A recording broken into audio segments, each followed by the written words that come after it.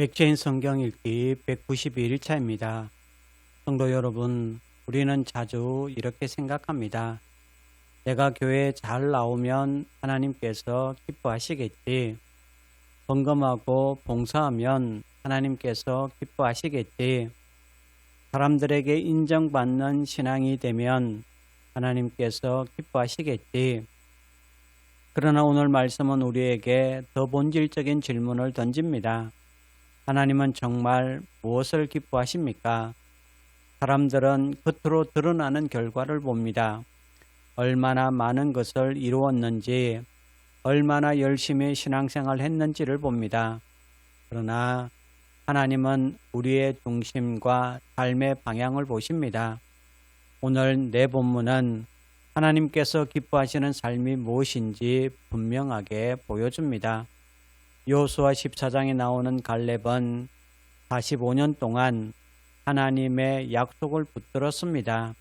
가나안 땅을 정탐했을 때에도 믿음으로 보고했고 광야의 긴 세월 동안에도 하나님을 떠나지 않았습니다. 갈렙의 위대함은 한순간 뜨겁게 헌신하는 데 있지 않습니다. 그의 위대함은 오랜 세월 동안 변함없이 하나님을 따른 데 있습니다. 하나님은 시작할 때만 뜨거운 사람보다 끝까지 믿음을 지키는 사람을 기뻐하십니다.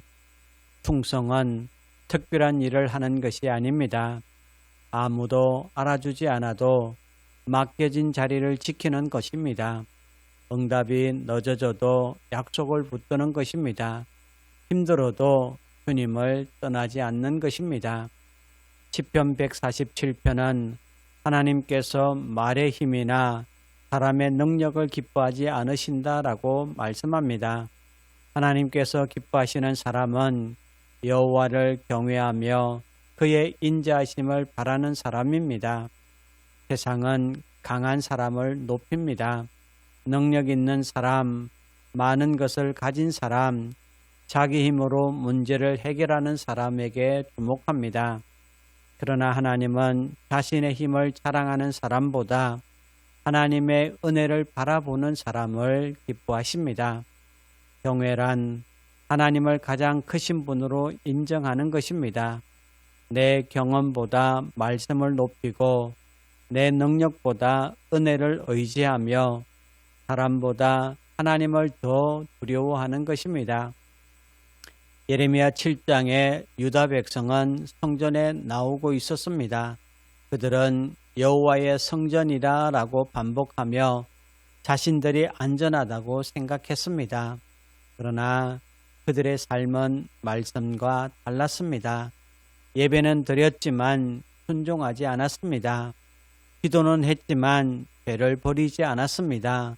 성전에는 나왔지만 삶은 변하지 않았습니다. 하나님은 그들에게 말씀하십니다. 내 목소리를 들어라. 하나님께서 원하시는 것은 종교적인 형식이 아니라 말씀을 듣고 순종하는 삶입니다. 예배를 많이 드리는 것보다 더 중요한 것은 예배드린 사람이 어떻게 사느냐는 겁니다. 말씀을 들었다면 용서해야 합니다. 정직하라는 말씀을 들었다면 정직해야 합니다. 사랑하라는 말씀을 들었다면 사랑해야 합니다. 순종 없는 예배는 하나님을 기쁘시게 할 수 없습니다. 마태복음 21장에서 예수님은 두 아들의 비유를 말씀하십니다. 한 아들은 아버지의 말씀에 싫습니다 라고 대답했지만 나중에 뉘우치고 갔습니다. 다른 아들은 가겠습니다 라고 대답했지만 하지 않았습니다. 예수님은 묻습니다. 누가 아버지의 뜻대로 하였느냐? 처음에는 거절했어도 돌이켜 순종한 아들이었습니다.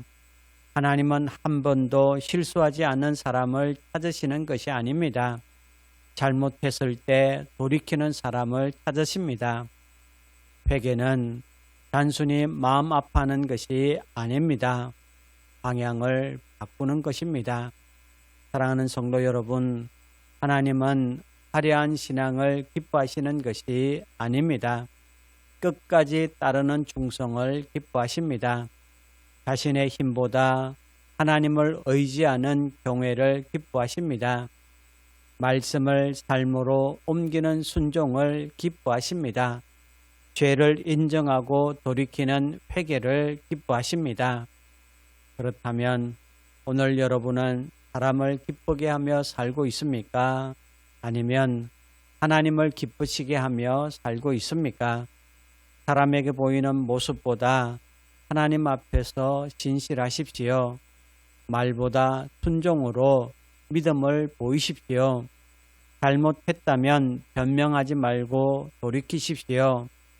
오늘 우리의 충성과 경애와 순종과 회개가 하나님의 기쁨이 되기를 주님의 이름으로 축원합니다.